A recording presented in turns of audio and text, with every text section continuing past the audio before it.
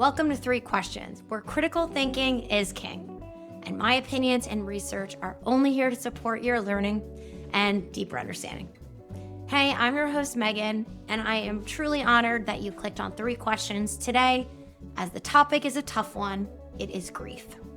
Now, before we get into the episode and I ask you any questions, I just want to let everybody know that grief and grieving is very personal. And if at any point in this episode it becomes too much, I invite you to turn it off. I invite you to never come back to it, or to come back and listen to it maybe when you're in a place where you have the time to have all the emotions. So might not be a podcast you want to listen to when you're around other people. I think this one probably be best listened to alone in a place where you feel most comfortable. I also want to not make this podcast about me, my grief, and how I deal with grief, because grief is truly personal. And I hope by asking you these three questions, it might help you through the grieving process, maybe help you adjust how you're grieving or lean into how you're grieving harder. I just hope you give yourself the space, the time, and the permission to feel all the feelings that you have, whether it's sadness, anger, happiness, laughter. We're going to go through all the emotions today, and we're going to do it together. I will admit, this is the second time I recorded this podcast episode. The first was too soon after I lost my dog, Charlie Bear. I found that I cried more than I would have liked through the episode. And while I have no problem with showing emotion or crying in front of people, I felt the episode was a little too much about me and not about you. But Charlie Bear was such a big part of my life. He was my first dog, and Brian and I adopted him together. We rescued him together. I think we were only dating for like 6 months, and we have had Charlie Bear our whole life. And what was so beautiful about Charlie's passing is we kind of knew he had a liver tumor, but it went from 0 to 60 fast. And we were so blessed that someone could come to the house. And I swear, when the vet walked in, Charlie Bear looked up at me and said, "Thank you." And the joke Brian and I say is Charlie Bear raised us. And from where Brian and I started to where we are now, he kind of said, "I've done my best work. I'm ready." And you might be like, "Grief, you're talking about a dog." Well, that dog is a bitter part of my grief. And unfortunately, 13 years yesterday was the anniversary of my cousin, my best friend, brother, Jason, passing. It was the most traumatic thing that's ever happened to me, and still is. And it has shaped who I am now and the trajectory of my life. And while I do not have grieving figured out, these are three questions I always go back to, because grief comes in waves. It doesn't disappear. It shifts. It morphs. It takes a lot of different positions in your life. So I will reference Jason throughout this podcast because he was so important to me. And I love to tell stories about him because it helps me keep him alive and answer question one. And question one is the honor. So when we lose someone, something, a part of our world is completely changed. But rather than talking about the loss, let's talk about the person. So something I always hated after Jason passed was people asking me how I was doing. And I try my best not to ask other people. Because how do you actually answer that question? Talk about a bad question. How are you doing? Pretty terrible, right? But people, they're not trying to be mean. It's just hard to ask a good question. You'll see this in the interview episodes.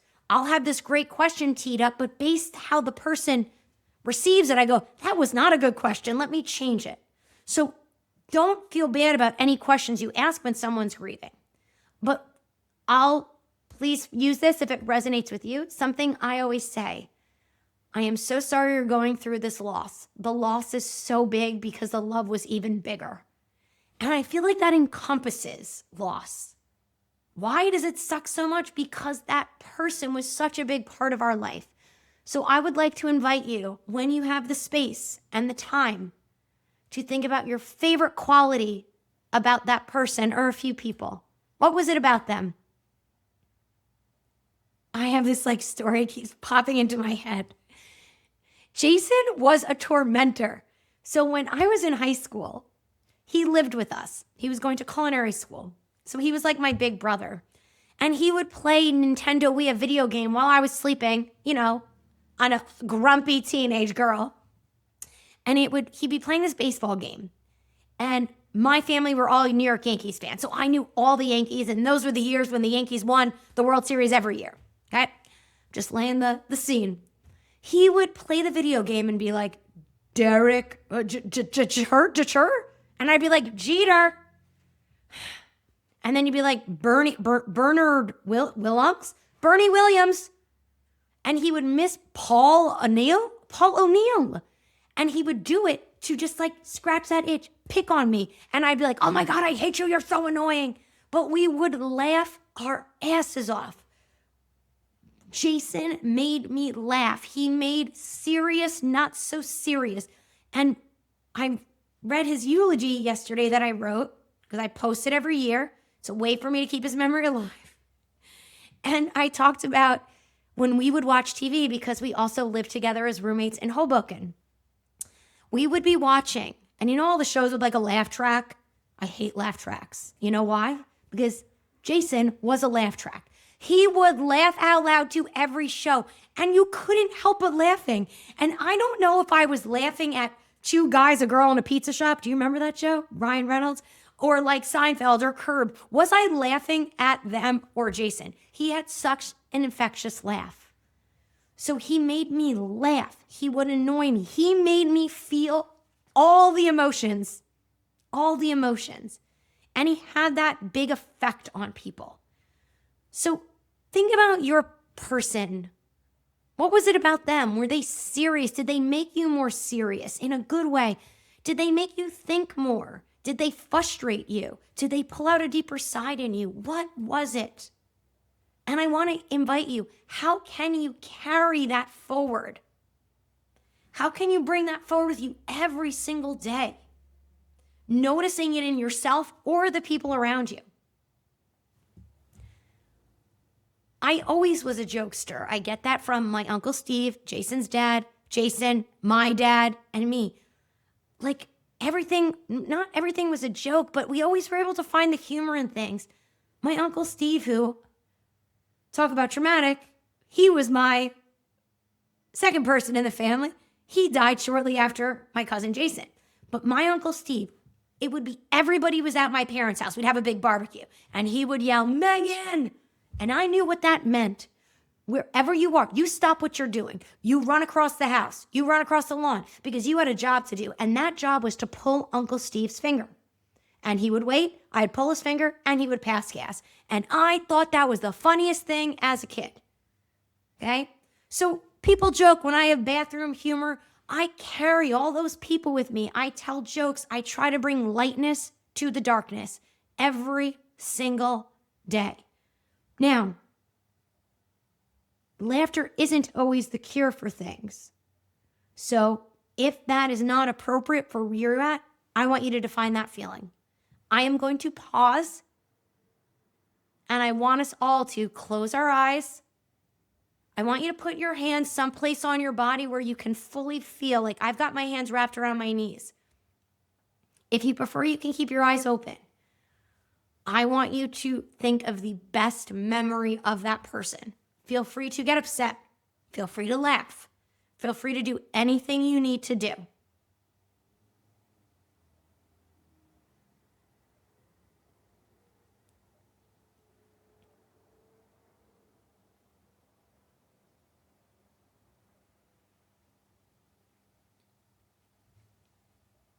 How did that feel? what's always interesting for me, if you're watching me on YouTube, you could see me smirking. When I think about the memories of Jason, I don't get sad. I smile and laugh, and two came up. So why the Charlie Bear was so drastic in my life, Jason was a dog person. Huge, crazy dog person. I was not. I thought dog people were weird. Now, when I got a dog, my sister who had Cosmo, God rest his soul as well, Cosmo was a black pug. He was a menace to society.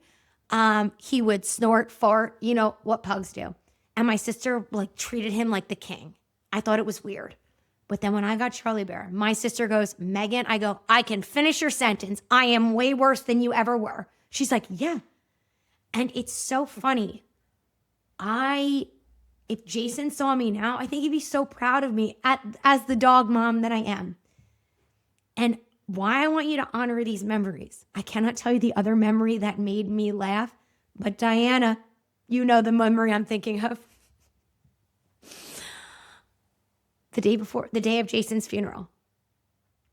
I am in bed, kind of struggling to get out of it. Brian was like, okay, we got to get on the road in 30 minutes. He kind of counted me down. And then all of a sudden he's like, yo. I'm like, what? There's a dog on the porch. And I'm like, no, Charlie Bear's with me. And Charlie Bear, who wasn't a cuddler, never left my side. I'm like, what? There's a dog on the porch. Brian opened the door. This dog, pit bull that looked like Jason's dog, Pork Chop, walks in, jumps on our couch, and just sits there.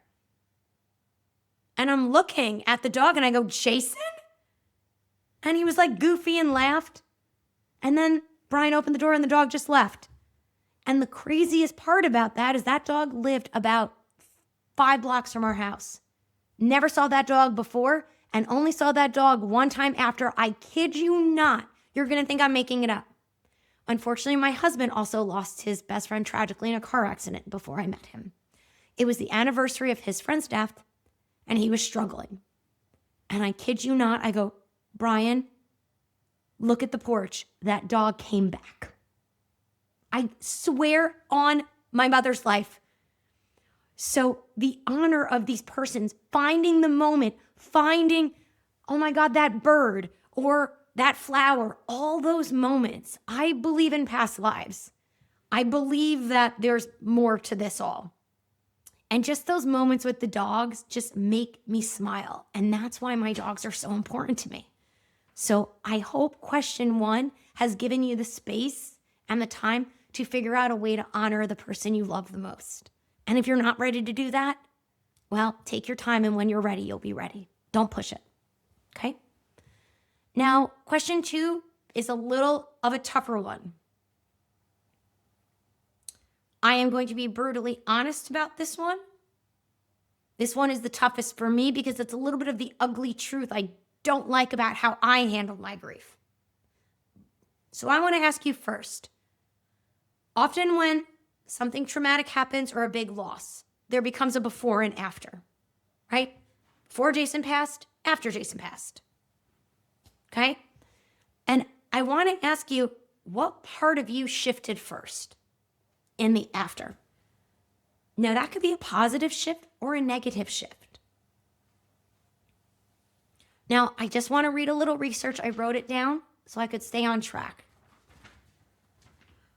There was a ton of studies to support it, but a study that was in 2021, when I was reading the study, I really like how they wrote it. Pena and Vargas, they reviewed how grief affects the reward pathways. And why I bring this up, because I just did a podcast, 2 episodes on motivation. And what was so interesting to me is grief suppresses motivation. It suppresses motivation. So no, I didn't want to get out of bed or shower. No, I did not want to wear black. No, I didn't want to go to work. No, I didn't want to do anything. That is normal. It's going to suppress those pathways. Dopamine is not going to have effect, all our other pathways.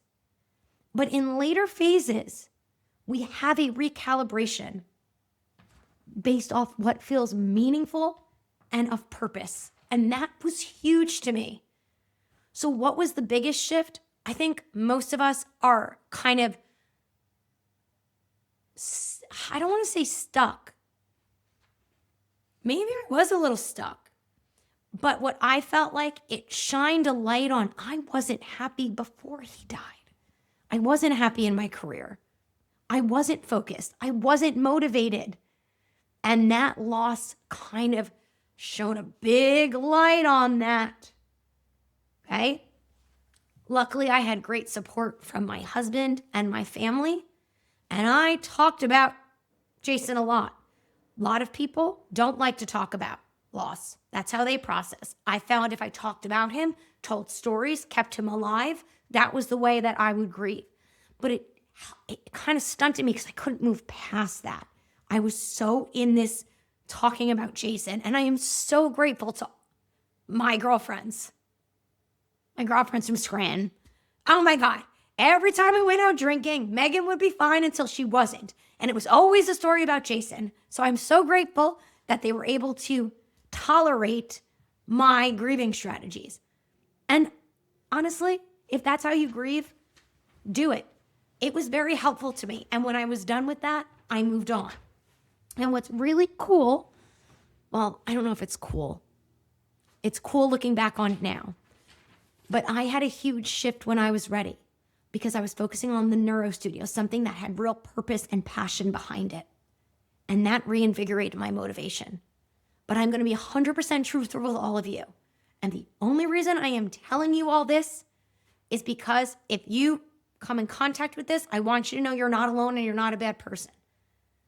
My career really took off after Jason died. And I had so much guilt about that. Now, there was a lot of reasons my motivation shift, and there's also research to support when something bad happens, a lot of us recalibrate our life. We look and see what was bad, what was good. But it felt very uncomfortable to be like, I'm doing great when my best friend is no longer alive. So this is where I highly recommend therapy. Shout out to Rhonda. And Rhonda helped me identify what my actual shift was. And my actual shift was anger. I was so angry. But I was misplacing my anger on all other things. Okay? So it was easy. I didn't want to admit I was mad at Jason. I didn't want to admit I was mad at the situation. So my biggest shift was anger. Ugh, I wish it was something else. It wasn't. It was anger. And if I'm being totally honest, I'm still a little angry. And when I don't do my work, when I don't do my movement, when I don't feel grounded, I get angry about shit that doesn't matter. Why? Because underlying there is this low-level anger in me. So when I am pushed past my boundaries, I can kind of pop off a little, which is funny because that's not how the old Meghann used to respond. She would keep it down. You're angry, don't tell everybody. Everything's fine. So the beauty of being angry, it's helped me stand on my own 2 feet, stand up to people when they wrong me, be true to what I say, match people's energy, right? It's okay to be angry. It's not okay to take out your anger on other people. I've snapped at students before and I said, you know what? I am so sorry. I apologize. I think my anger comes from my frustration because I thought I explained that well. However, I should not have snapped at you. Okay? I'm the first to admit because just because I'm angry doesn't mean it's your fault. So let's go away from me for a sec and go back to you. What was the shift? Was it positive right off the bat? Why was it positive? Tell me. Give me more. Think deeper. Was it positive because it gave you the courage? Or maybe it made you realize that life is short? Was it negative? What was the shift? And kind of own it and ask yourself, how has that carried through and changed you? Because I really do think I am a very different person before Jason and after Jason. I'm still the same in so many ways. But I really think I'm truly myself. And Mariska, my business partner, and I joke that deep down, I am a grumpy old man. Like, I can't wait to or an old woman, I guess I should say, to be on my lawn and be like, kids, get off my lawn. Like, I identify with older people. And I'm like, I see why you're grumpy. And I joke about it, but it's just become an endearing quality or a quality people don't like about me. But their opinion about me is none of my business. So I'm grateful. Oh, I don't like that word. I'm not grateful.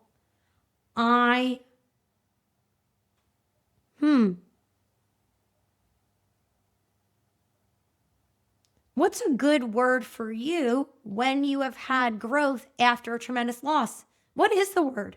I'm going to ask you the question. What's the word? I am grateful I didn't get stuck in the grief. I'm grateful I have been able to be the best version of myself on most days. But what sucks is I feel like I'd rather have Jason back than that. Okay? So pardon that I didn't have the best word to give to you, but I think words are very personal. And that's why when people talk about words and say, don't use that word, this is what it means. Well, that's what it means to you. But words are important, right? I have a great student of mine. She's a therapist, Rebecca. She really helps her patients identify, what does that word mean to you? And I love how she takes the time to look at the words and really break them down and be like, well, this is how I define it. How do you define it? How is that shaping you? And maybe that would be a really good task for myself and us all to do, to understand the shift. And last but not least, I'm going to invite you, if you're at your max on this conversation, the last question is going to be a little tough to think about, but I do think it's worthwhile. So as I said, grief doesn't disappear, it morphs, it changes. So if you are in a place where you are okay to receive this, please listen, but I want to give you permission to full stop and skip this question. We talked about the shift, maybe positive or negative, but how has the loss reshaped you? How have your values shifted? Have relationships changed? Do you have a new sense of clarity? And this kind of goes along with my guilt, because I think my loss changed me significantly. And I choose to look at the positives of that at this point. And what's super interesting is there were a lot of studies that showed that people become more motivated or more value-driven after a significant loss. Also, another study in 2022 by Anselman and Specht showed that after a major loss, some people, and I apologize, I didn't write, I should have grabbed the percentage on that based off the study, but actually developed stronger internal control beliefs. Not right away, but over time. So when I read that, I was kind of like, oh, control is not good. And then I kind of looked deeper into it more. Control is not about being rigid. It's not about being in control of every situation and not letting your kids go there or do anything like that. Control is like having a sense of kind of agency, purpose, capacity to take some things, feeling directed, okay? And thinking about the things we can control. So for me, the biggest way my grief changed me is I kind of make a rule of always showing up.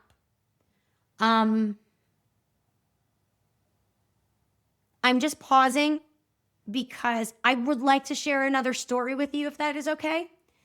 The last time I saw Jason was Thanksgiving 2013, excuse me. He passed March 7th, 2014. Was Thanksgiving.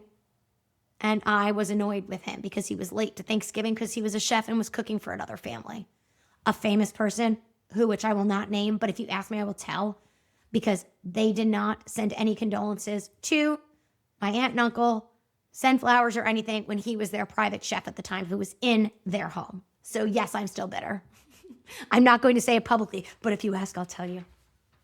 Anyway, I left early because I was tired.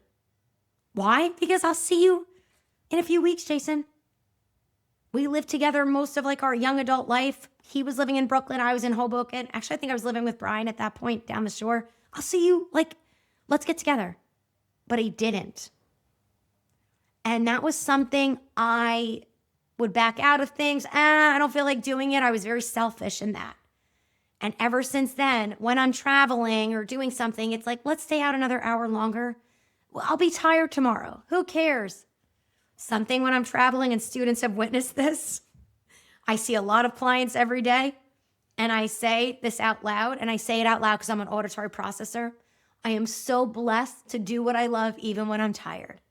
And I remind myself of that because showing up used to be so hard for me. And because of that great loss, I always want to show up and be there. Not to make myself feel better, but because it's something I can control. Because I'm going to have more loss in my life. We all are. And if we are so lucky to experience loss, it's because we loved so big, right? The loss is so big because the love was bigger. So all the people in my inner circle, my people, I show up, I drive 4 hours to see them for a few hours after they had a double mastectomy. Not because I'm this great person, I'm not trying to say that. It's because it gives me control. Because God forbid anything happens to them or me, I know we had our last moment was a good one together. That's something I can control. Now, does it stress me out sometimes? Yeah, but you know what stresses me out more? Should I go? Should I go? Just go, right? So if you're someone who's struggling with that, I always say showing up is so easy. You don't have to do anything. Just sometimes being there, not saying much. It's just nice. Bring somebody a snack, right? Another thing is, honestly, I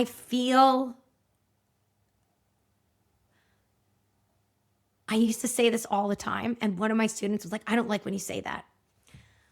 Nobody died.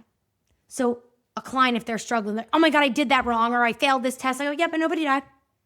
It made me not take things so seriously.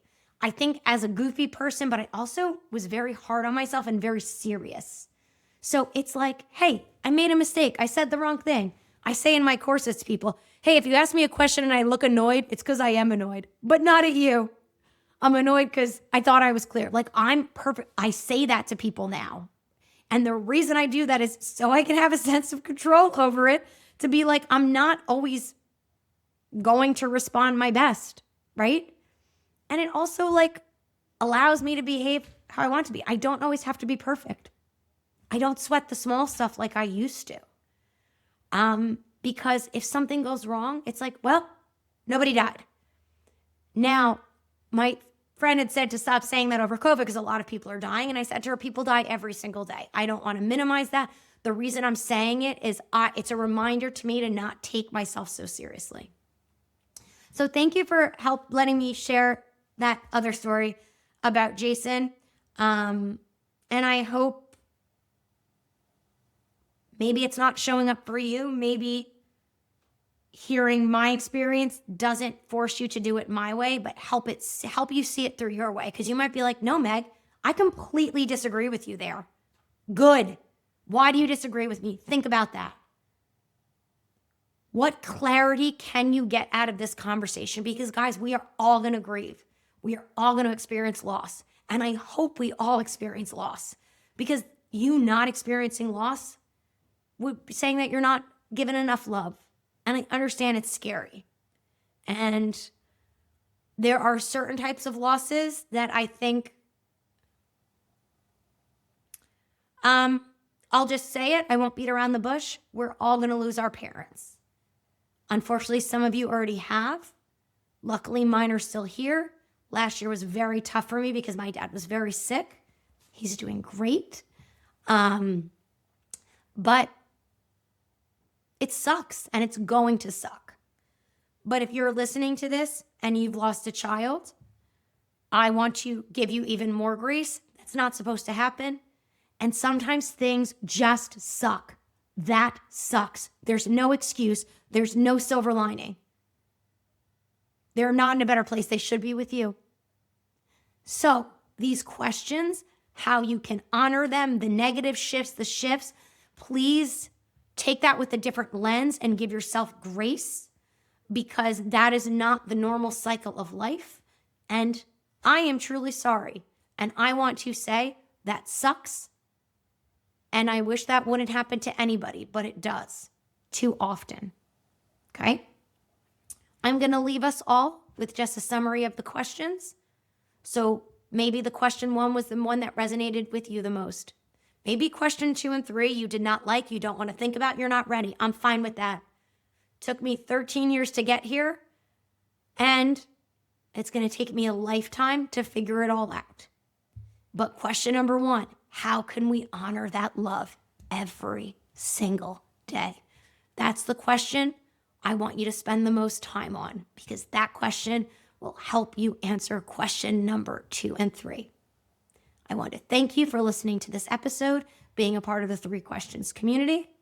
I'm sorry if this episode was hard, but I'm glad this episode was hard. I appreciate you taking the time to listen. I would have told 100 more Jason stories if you would let me. And if you're ever interested, oh, he was so funny.